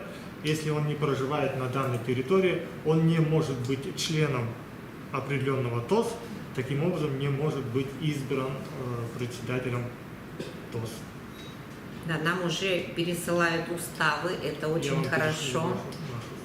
Мы готовы, да? Вячеслав? Так, здравствуйте, Хатасова Светлана, Тюрьбе, Ярин, Хатасский наслед. Если не проходит второй этап, можно ли участвовать в программах, какой срок рассмотрения документов в городской думе?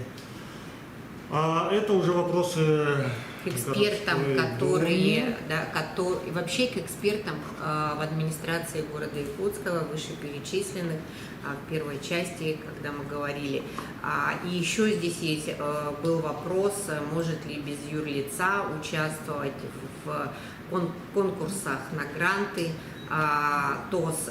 Здесь, конечно, все зависит от решения, какое будет принято приказом, распоряжением. Мы знаем, что есть дорожная карта по развитию ТОСов в городе Якутске, и как выделено, как уже нам глава администрации города Якутска сегодня говорил, что выделены, предусмотрены средства, а какой будет конкурс, какое будет положение, я думаю, вы узнаете чуть позже. Как раз сейчас уважаемые эксперты над этим работают. А может быть, есть комментарий, если есть, то напишите, пожалуйста, в чате, и мы тогда включим микрофон, потому что здесь было бы здорово, если бы представители администрации прокомментировали.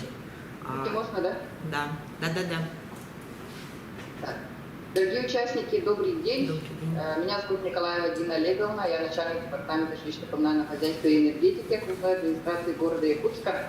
Но насчет ТОСов я хочу сказать, что в целом историю развития, да, в 2012 году Якутской городской думой был утвержден нормативно-правовой акт о территориальном общественном самоуправлении в городе Якутске, да? Но с 2012 года у нас ни одного ТОСа не было, и в этом году у нас наконец-то появился первый ТОС, ТОС «Герой ВОВ», это получается на территории Гагаринского округа. Алексей Ревович Андросов как раз вот подключился, камеру включил.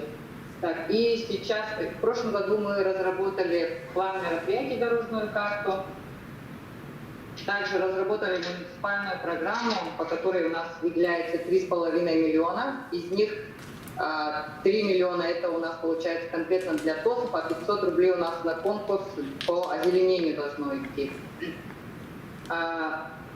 Сейчас у нас нормативно-правовой акт положения о выделении грантов находится на утверждении, он прошел согласование всех структурных подразделений, и в соответствии с порядком субсидия может предоставляться на следующие мероприятия: на озеленение, на наружное освещение, обустройство скверов, внедрение инновационных технологий в области благоустройства, содержание дорог, скверов, общественных пространств, обустройство водоотводных лотков.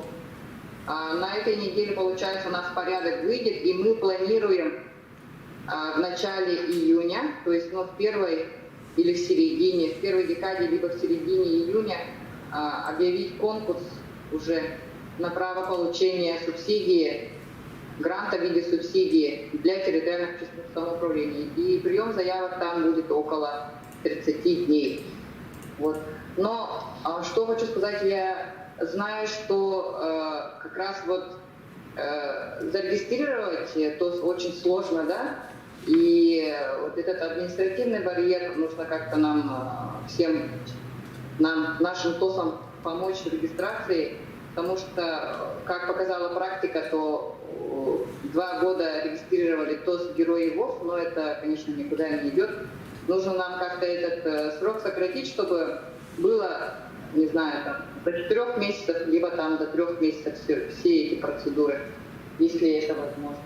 Так, ну, в дорожной карте у нас, если есть какие-то сложности у общественных организаций НКО, то у нас есть дорожная карта за номером 645 от 12 мая 2020 года, уже год прошел, получается. И тут у нас конкретно написано, какое подразделение за что отвечает. То есть вы можете посмотреть, например, создание инициативной группы, кто должен меня там проконсультировать. Тут написано для территориальный орган управления, то есть ваше управа. И еще также у нас здесь и правовой департамент, и департамент с ней тоже должны обеспечить консультацию по созданию ТОСов. То есть, а также у нас создана рабочая группа под председательством руководителя аппарата города Якутска, которая тоже должна в целом давать консультации для некоммерческим организациям. Сейчас мы в мае месяце провели ряд совещаний с ТОС Герои ВОС для того, чтобы им содействовать в подготовке заявки для участия. Но так как этот проект у нас первый, и это как бы пилотно будет проходить, мы им помогаем. Но думаю, что всем будем помогать. Желаю всем участникам активной работы и активной регистрации, потому что от вас зависит, насколько мы будем в бюджете деньги защищать. То есть если не будет заявок, не будет ТОСов, то есть, соответственно, не будет денег. Поэтому прошу всем активизироваться, особенно территориальным органам управления. У вас есть дорожная карта, и она стоит у вас на контроле. Поэтому прошу все это дело активизировать. У меня все. Спасибо за внимание. Дина Олеговна, а можно вопрос? Значит, я правильно поняла, что в конкурсе по положению могут принимать участие только юридически зарегистрированные ТОСы? Да. Да. Значит, отвечая, здесь было несколько вопросов. Василий Пенигин задавал вопросы, предыдущий был вопрос. Значит, спасибо, Дина Олеговна, вы ответили исчерпывающе на вопросы, которые слушатели нашей школы сегодня задавали. Так, хотелось бы уточнить по поводу регистрации, которая проходила 2 года. Это как раз ТОС Герои Великой Отечественной войны, да? Алексей Львович, микрофон, толпа. Да. Внизу с левой стороны. Да, подключается сейчас. А в чем проблема регистрации? Они на первом этапе не могут зарегистрироваться или постоянно отказы получают с Министерства юстиции? Или как? Так, я поняла, что здесь у нас есть непонимание такого момента, что вопрос регистрации ТОС и ТОС, оно не, к земельному законодательству оно никак не имеет отношения, и здесь ТОС, как бы, у него был такой барьер, что наши службы, видимо, как-то думали, что это с земельными вопросами будет связано. А здесь же по регламенту он может даже просто от руки нарисовать это и подать на Якутскую городскую сессию, представительный орган власти для утверждения его территории. Вот. А здесь, получается, Якутская городская дума, она отправила в МКУ Азов, и, получается, вот на этом моменте где-то 6 месяцев они потеряли. Вот. На самом деле, земельными не регламентируется вот, создание ТОС, оно не регламентируется земельным законодательством. Добрый день, коллеги. Да, Гагаринский, Сидоренко. Значит, вот мы вчера как раз с Алексеем Леонидовичем встречались. Как раз он мне немножко рассказал о том, как у него проходила регистрация и какие моменты хотел как раз озвучить. Да, я смотрю, потому что он не может подключиться, к сожалению, что-то красненьким горит у него звук. Хотел сказать, что действительно, да, получается, только на вторую сессию ЕКД смогли утвердить устав. Дальше были моменты, связанные с регистрацией в Минюсте, то есть там порядка, наверное, 3 раз был возврат, то есть месяц проходит возврат, то есть там, такие чисто, значит, формальные, наверное, больше признаки были, да, но тем не менее Минюст тоже несколько месяцев имел как бы вот такую задержку по именно регистрации официальной. Это то, о чем мне Алексей Львович вчера поведал. Понятно. Это для опыта, для практики, коллеги, потому что здесь очень много было сказано очень дельного, и именно практические советы, что, наверное, самое главное. Вот. Поэтому, да, Алексей Львович у нас он первопроходец, он у нас, как я сказал, первый, поэтому, наверное, будем учиться на его примере и, соответственно, будем меньше повторять тех ошибок, которые были на этом этапе у нас сделаны для других ТОСов. Вкратце, наверное, все. Спасибо. Да, как раз Алексей Ривович подходил ко мне по поводу отказа от Министерства юстиции. И вот как раз у него, наверное, это был последний. До этого он там 2-3 раза вроде бы или что-то в этом роде был, то ли получал отказ, то ли возврат ему говорили вернуть документы. То есть отказ и возврат — это разные вещи, особенно если это связано, если вы подали документы в бумажном виде. То есть если официальный отказ придет, то госпошлина сгорает. Поэтому я рекомендую, конечно, пользоваться электронной формой подачи. Вы покупаете электронную цифровую подпись на заявителя, на физическое лицо, и в течение года, потому что это ЦП, электронная цифровая подпись, она действует в течение года, и в течение года вы можете и второй, и третий раз, и четвертый раз, не теряя никаких денег. А в бумажной форме вы при отказе в госрегистрации, она, конечно, естественно, сгорает. Вот здесь, конечно, большой минус, вот поэтому я вам советую, рекомендую все-таки подавать через электронную форму подачи. И Алексей Ривович, кажется, последний раз подавал в электронной форме, правильно, Алексей Ривович? Вот, и затык у него был последний в том, что он неправильно заполнил заявление, именно указав и заполнив каждого учредителя в этой форме заявления. А с 25 ноября 2020 года у нас формы заявления изменились. И поэтому мы как бы с Алексеем Ревовичем исправили данные ошибки, и получается после этого он зарегистрировался. Хорошо, у нас еще очень много вопросов. Я думаю, что вот был вопрос, есть ли онлайн, как фиксировать, сдавать документально. Вы уже ответили. И у меня, кстати, такое предложение. Давайте на следующую школу ТОСов пригласим представителей органов юстиции по республике Саха-Якутия. Да?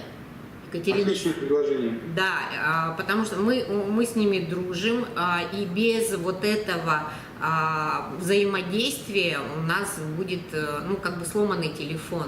А когда есть орган, который непосредственно регистрирует некоммерческие организации, и причем они идут навстречу, Я думаю, что обязательно их нужно будет пригласить.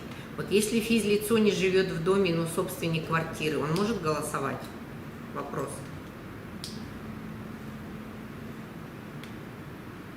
Ну, зарегистрирован в этом доме. Здесь уже частный. Тут надо опять смотреть, как их считает администрация местного самоуправления, то есть, наверное, администрация окружная или управы, как у них вот этот порядок организован, как они предоставляют данную справку.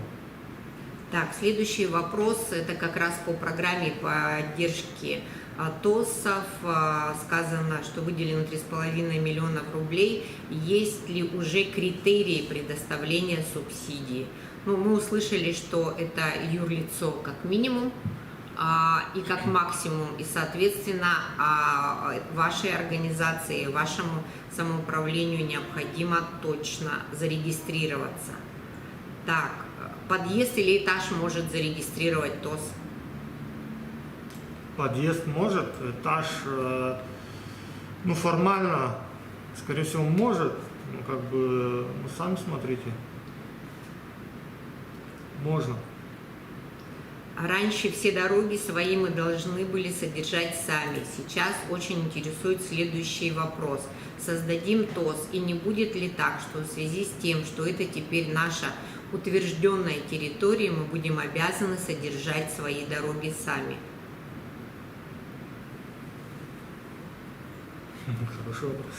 Вопрос очень хороший, но здесь, вот когда я провожу тренинги и семинары по социальному проектированию некоммерческим организациям, я всегда даю совет. В своих целях и задачах в проекте всегда пишите «содействовать в решении каких-то проблем», принять участие, да, в, допустим, в ряде мероприятий для решения проблемы с бродячими собаками, например. Или сделать доступной среду в городе Якутске одна организация, один ТОС не сможет. Но содействовать в этом точно может. Поэтому здесь вот как раз обоюдное, о чем мы говорили, что это движение навстречу, это партнерские отношения, один в поле не воин. И зарегистрированный ТОС точно при поддержке администрации города Якутска, управы, при поддержке, кстати, местных средний, малый, крупный бизнес может сделать очень многое. Я вот всегда за партнерство, за объединение усилий. Там предусмотрено ли? Да. Предусмотрена ли какая-то поддержка граждан в вопросе поддержки в предварительной проверке документации и подготовке отчетности? Какая-то структура, в которую можно с этими вопросами обратиться? Да, в Минюсте оплата 4000. Структура, которая может вас проконсультировать, подковать методически, образовательно, это как раз ресурсные центры. И не только мы существуем, это называется инфраструктурная поддержка, и есть ряд ресурсных центров, такие как АКФА, это как раз по бухгалтерской отчетности, в том числе есть СПАС, есть другие. Но дело в том, что проконсультировать ресурсные центры, в том числе мы, можем. Но всегда нужно отдавать себе отчет, что ответственность будет, конечно, ложиться на руководителя, на ту команду, которая назвала себя ТОСом. Управа Гагаринского округа, юрисконсульт. Здесь эта информация. Если ТОС без образования юрлица, они могут получать финансы на мероприятие от мэрии города Якутска на банковский счет физлица. В рамках народного бюджета точно, да, и смотрите, такая мера поддержки, как конкурсы для физических лиц, как стартап, в том числе незарегистрированных территориальных самоуправлений, точно есть. Но что касается, я говорила в начале, опыта Новосибирска, Архангельска, Рязани, В этом случае распределение идет через как раз Новосибирск, через ресурсные центры, и никакие средства на банковскую карту не падают, а составляется в рамках запланированного бюджета план приобретения тех или иных материальных ценностей, проведения каких-то услуг, и заключается договор с ресурсным центром, который все это дело закупает, заключает договора с контрагентами и потом напрямую отчитывается перед, ну, например, в случае Новосибирска это министерство, по-моему, министерство, которое курирует вот всю поддержку НКО и гражданского общества. Челябинск. Вчера с Челябинским ресурсным центром созванивались. Михаил Комиссаров сказал, что в прошлом году было выделено 15 миллионов рублей гранты губернатора физлицам. И это отличный стартап и отличный пример в Якутске. Это народный бюджет, когда физлицам доверяют средства муниципального бюджета на те или иные проекты, именно проекты.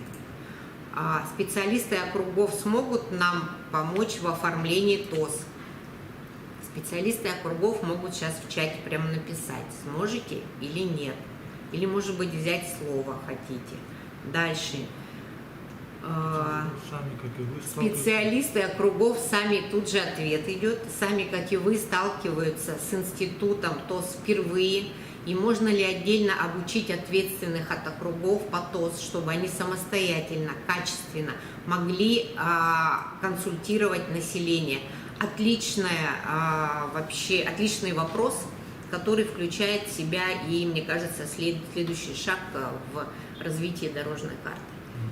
Значит, сейчас в нашу школу сегодня мы пришли все абсолютно разные. Это и представители органов власти, представители инициатив, есть представители ТОСов, да, но можно запланировать школу, в которую в обязательном порядке должны прийти специалисты округов, территориальных органов, которые будут в дальнейшем консультировать, методически подсказывать, давать шаблоны уставов, да, протоколов, заявлений и так далее.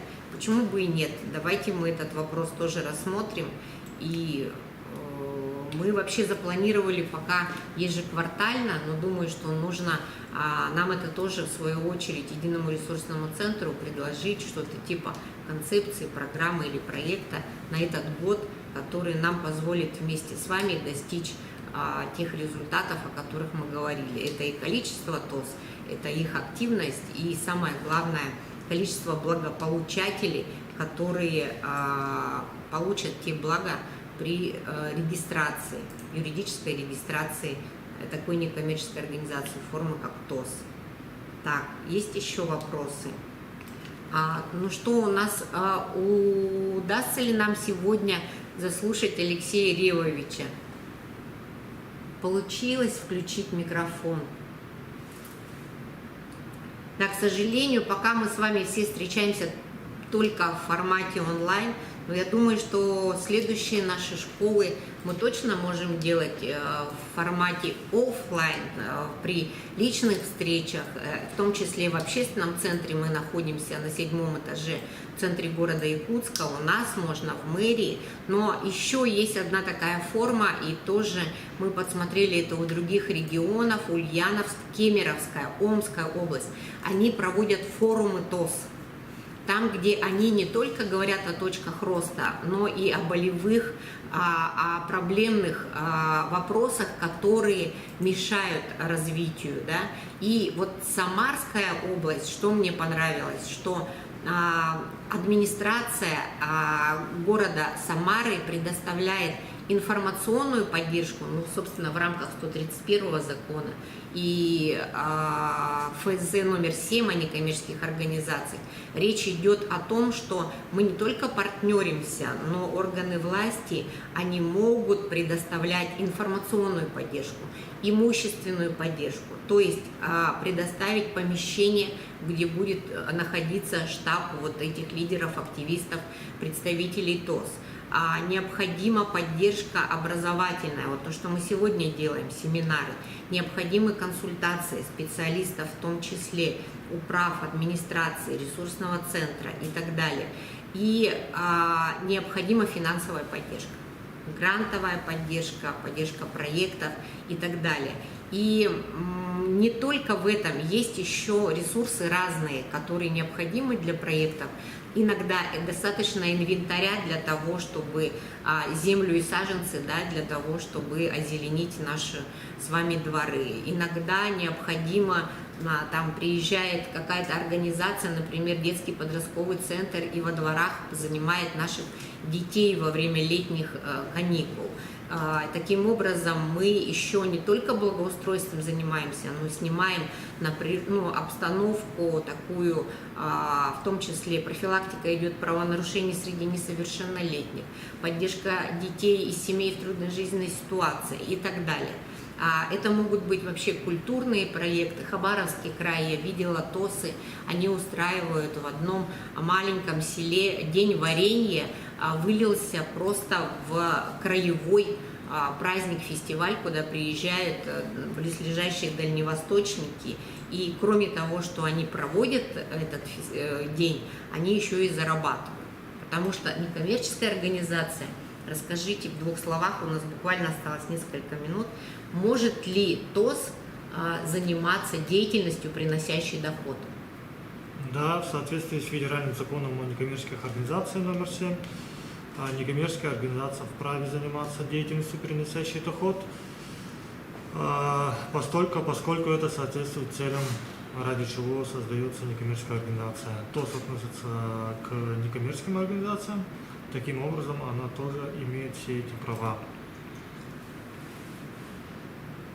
Так, вот есть еще вопрос, необходима поддержка в отчетности. Ранее Министерство гражданских инициатив говорили, что будет создан отдел.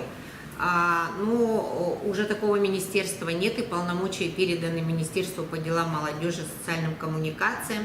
А отдел создавать в органах власти для этого не нужно, потому что есть такой институт инфраструктурной поддержки, как ресурсный центр. И, собственно, если будет сформулирован муниципальный заказ к нам, к единому ресурсному центру, то мы на него обязательно ответим, разработаем нужно сделать ряд шагов для того, чтобы поставить это на долгосрочную основу. Вот и все. И, собственно, что происходит сейчас? Сейчас вас консультируют и провел такой обучающий урок, так скажем, о регистрации ТОС не представитель органа власти, а сотрудник единого ресурсного центра. Мы юридически зарегистрированы как некоммерческая организация, фонд, специально для того, чтобы оказывать методическую, консультационную, образовательную поддержку. Но если вот было хорошее предложение, мы обучим специалистов управ, тогда, мне кажется, вот это все будет по адресу. И вы сможете приходить именно в свои управы и получать развернутые ответы на ваши вопросы. И еще, по-моему, Наталья, от вас был вопрос о том, что на какой стадии рассмотрения в мэрии находятся наши документы, у кого уточнять.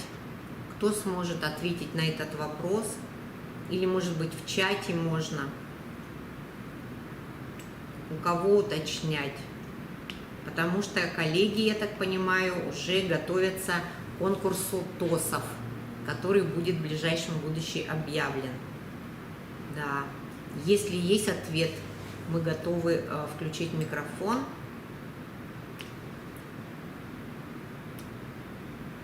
Так, ответ есть какой-то.